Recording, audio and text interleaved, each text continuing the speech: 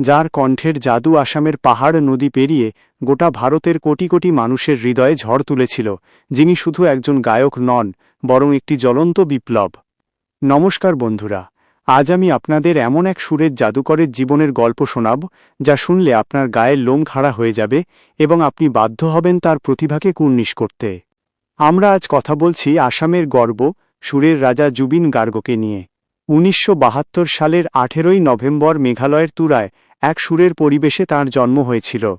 তার আসল নাম জুবিন বারঠাকুর, কিন্তু সুরের দুনিয়ায় তিনি জুবিন গার্গ নামেই পরিচিত হন।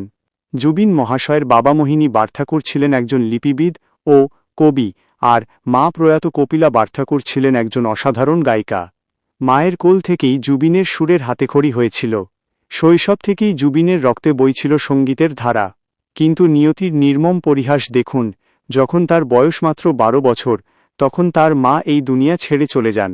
মায়ের এই আকস্মিক চলে যাওয়া জুবিনের কচি মনকে সম্পূর্ণ ওলটপালট করে দিয়েছিল। তিনি মানসিকভাবে একা হয়ে পড়েছিলেন, আর সেই গভীর একাকিত্ব দূর করার জন্য তিনি সঙ্গীতকেই নিজের একমাত্র সঙ্গী বানিয়ে নিয়েছিলেন। মায়ের স্মৃতি বুকে আগলে রেখে জুবিন তার এক বোন জনকি বারঠাকুরের সাথে গান গাওয়া এবং সুর তৈরি করা শুরু করেন।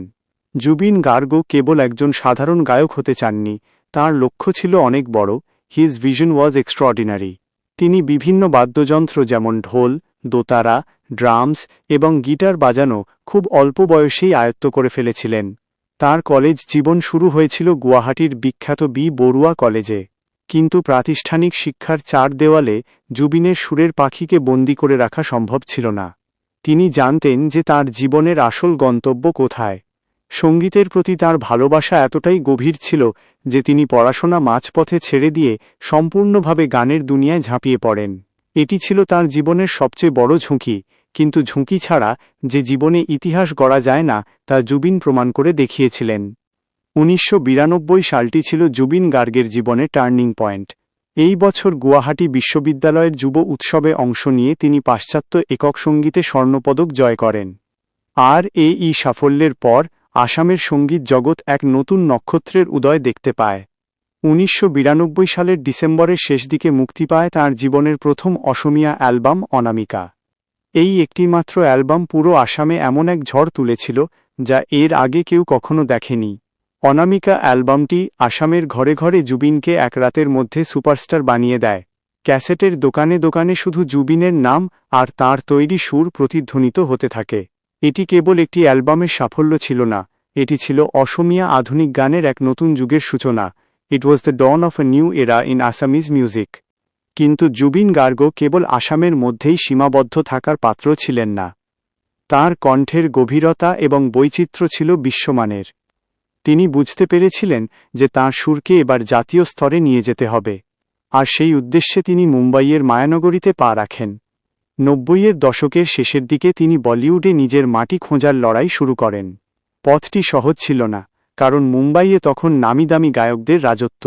কিন্তু জুবিনের তুনে এমন এক বাণ ছিল যা বলিউডকে চমকে দেওয়ার জন্য যথেষ্ট ছিল। মুম্বাইয়ের সেই অচেনা শহরে জুবিনের লড়াইটা কিন্তু খুব একটা সহজ ছিল না।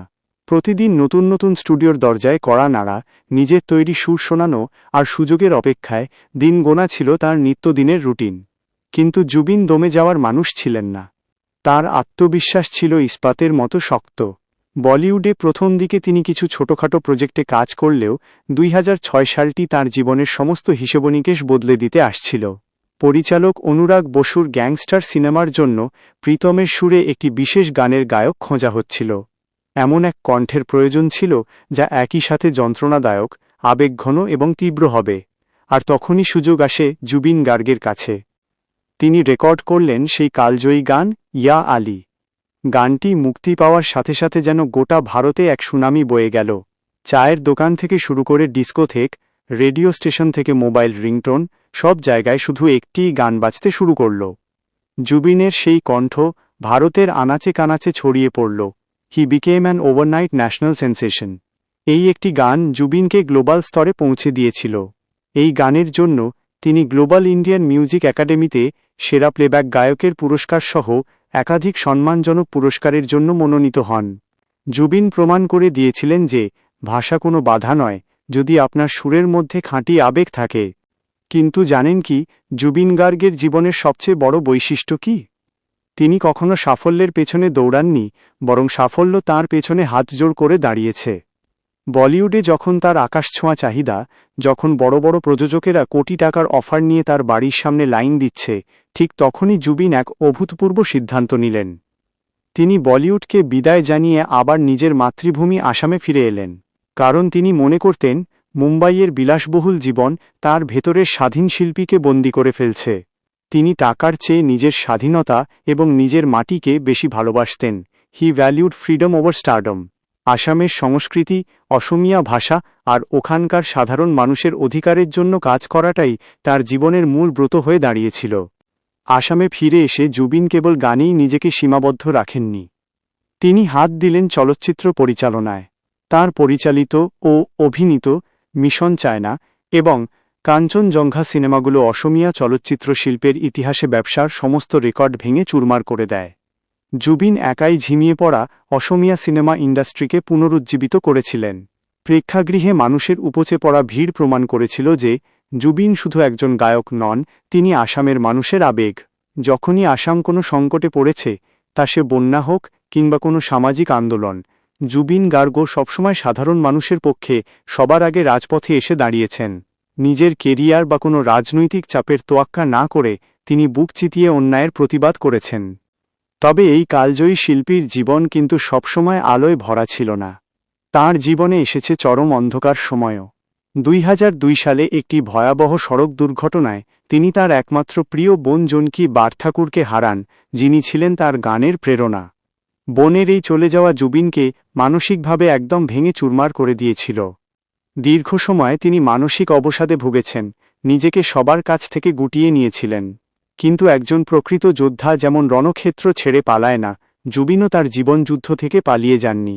তিনি আবার উঠে দাঁড়িয়েছেন, নিজের চোখের পানিকে গানে রূপান্তর করেছেন। তাঁর জীবনের এই চড়াই উতরাই আমাদের শেখায় যে পরিস্থিতি যতই কঠিন হোক না কেন, জীবনের লড়াইয়ে কখনো হাল ছেড়ে দিতে নেই। জুবিন গার্গের জীবন কেবল সুমধুর গান আর সুরের মধ্যেই সীমাবদ্ধ নয়, তাঁর জীবনের একটি বড় অংশ জুড়ে রয়েছে তার অসামান্য মানবিক কাজ এবং সমাজসেবা। আসাম বা উত্তর পূর্ব ভারতের কোথাও কোনো বিপর্যয় ঘটলে জুবিন সবার আগে সেখানে নিজের সাহায্যের হাত বাড়িয়ে দেন। বন্যার মতো প্রাকৃতিক দুর্যোগে তিনি নিজেই দুর্গতদের মাঝে ত্রাণ সামগ্রী পৌঁছে দেওয়ার জন্য কাদামাটি মাড়িয়ে ছুটে যান। তিনি বিশ্বাস করেন একজন প্রকৃত শিল্পীর আসল কাজ হল মানুষের মুখে হাসি ফোটানো। A true artist lives for the people. তিনি বিভিন্ন চ্যারিটি বা দাতব্য কাজের মাধ্যমে অসংখ্য অভাবী মানুষের চিকিৎসার খরচ জোগানো এবং দরিদ্র শিক্ষার্থীদের পড়াশোনার দায়িত্ব নিয়েছেন। তবে এই কালজয়ী শিল্পীর জীবন যেমন প্রশংসায় ভরা, তেমনি বিতর্কও তাঁর পিছু ছাড়েনি। জুবিন গার্গ তাঁর ঠোঁটকাটা স্বভাব এবং স্পষ্টভাষী ইমেজের জন্য প্রায়শই সংবাদ শিরোনামে আসেন। যা সত্য এবং যা সাধারণ মানুষের জন্য কল্যাণকর, তা তিনি যে কোনো মঞ্চে দাঁড়িয়ে সরাসরি বলে দেন। কোনো রাজনৈতিক ক্ষমতা বা বড় কোনো ব্যক্তিত্বের তোয়াক্কা তিনি করেন না। এই নির্ভীক মানসিকতার কারণে অনেক সময় তাকে বিভিন্ন বিতর্কের সম্মুখীন হতে হয়েছে, কিন্তু জুবিনের একটাই কথা, তিনি কোনো মেকি জীবন পছন্দ করেন না। তিনি যেমন মঞ্চে, ঠিক তেমনই বাস্তব জীবনে। এই সততা এবং কৃত্রিমতাহীন স্বভাবের কারণেই সাধারণ মানুষ তাকে এত বেশি ভালোবাসে। তিনি পপুলার বা জনপ্রিয় হওয়ার চেয়ে মানুষের মনে খাঁটি জায়গা করে নেওয়াকে বেশি গুরুত্ব দেন। জুবিনের সঙ্গীত জীবনের ব্যাপ্তি দেখলে যে কেউ অবাক হতে বাধ্য। তিনি শুধু অসমীয়া বা হিন্দি গানই গাননি, তিনি বাংলা, বড়ো, কার্বি, নেপালি সহ প্রায় 40টিরও বেশি ভাষায় হাজার হাজার গান গেয়েছেন। তাঁর বহু বাংলা গান ও অ্যালবাম পশ্চিমবঙ্গের শ্রোতাদের মাঝেও ব্যাপক সাড়া জাগিয়েছিল। ভিন্ন ভিন্ন ভাষার সংস্কৃতির সুরকে নিজের কণ্ঠে ধারণ করে তিনি উত্তর পূর্ব ভারতের সাথে বাকি বিশ্বের এক মেলবন্ধন তৈরি করেছেন। সুরের এই বৈচিত্র্যই তাকে ভারতীয় সঙ্গীত জগতে এক অনন্য আসনে বসিয়েছে। তিনি প্রতিটি গান এমনভাবে পরিবেশন করেন যেন সুরের প্রতিটি স্পন্দন শ্রোতাদের হৃদয়ে সরাসরি আঘাত করে।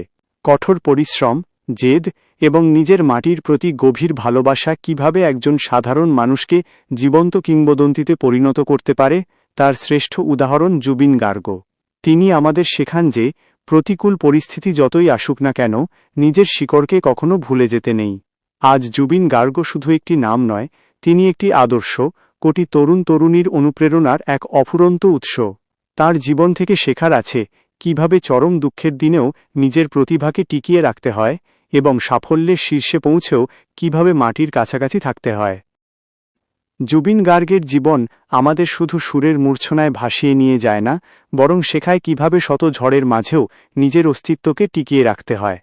সবকিছুর ঊর্ধ্বে তিনি প্রমাণ করেছেন যে একজন সত্যিকারের শিল্পী কোটি মানুষের হৃদয়ে তখনই চিরস্থায়ী আসন পায় যখন সে নিজের মাটি ও মানুষকে সবচেয়ে বেশি ভালোবাসে।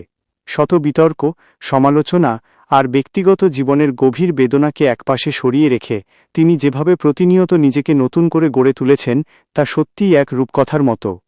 জীবনের প্রতিটি কঠিন পরিস্থিতিকে জয় করে নিজের স্বপ্নকে বাঁচিয়ে রাখার এই যে জেদ, এটিই আমাদের আসল শিক্ষা।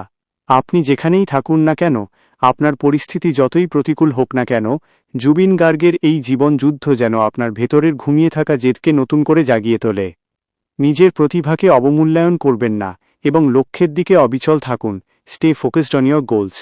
আজ আপনি যে পরিশ্রম ও ত্যাগ স্বীকার করবেন, তাই আগামীকাল আপনাকে সাফল্যের চূড়ায় নিয়ে যাবে। আশা করি সুরের জাদুকর জুবিন গার্গের এই জীবন কাহিনী আপনাদের মনে নতুন এক শক্তি ও অনুপ্রেরণার জন্ম দিয়েছে। যদি এই ভিডিওটি আপনাদের ভালো লেগে থাকে এবং বিন্দুমাত্র অনুপ্রাণিত করে থাকে, তবে আমাদের এই পথ চলা সার্থক হবে। প্রতিনিয়ত এমন সব অসাধারণ ও শিক্ষণীয় জীবনের গল্প এবং অনুপ্রেরণামূলক ভিডিও পেতে সর্বদা আমাদের পাশে থাকবেন। আপনাদের সবার জীবন সাফল্যে ভরে উঠুক এবং প্রতিটি স্বপ্ন বাস্তবায়িত হোক, এই শুভকামনা রইল। সুস্থ থাকুন, সুন্দর থাকুন এবং নিজের স্বপ্নের পথে এগিয়ে চলুন। স্বাগতম আমাদের প্রিয় চ্যানেল এডুভাইভ স্টুডিওতে। আমাদের সাথে থাকার জন্য আপনাদের সবাইকে জানাই অন্তরের অন্তঃস্থল থেকে গভীর ধন্যবাদ ও কৃতজ্ঞতা। আজ এখানেই বিদায় নিচ্ছি। খুব শীঘ্রই দেখা হবে নতুন কোনো এক অনুপ্রেরণামূলক জীবনের গল্প নিয়ে।